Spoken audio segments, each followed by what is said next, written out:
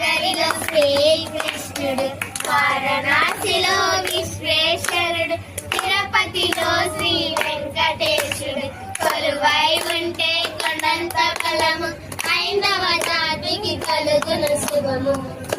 అయోధ్యలో శ్రీరామచంద్రుడు, మధురా నగరిలో శ్రీకృష్ణుడు, వారణాసిలో విశ్వేశ్వరుడు, తిరుపతిలో శ్రీ వెంకటేశుడు, కొలువై ఉంటే కొండంత బలము, హైందవ జాతికి కలుగును శుభము.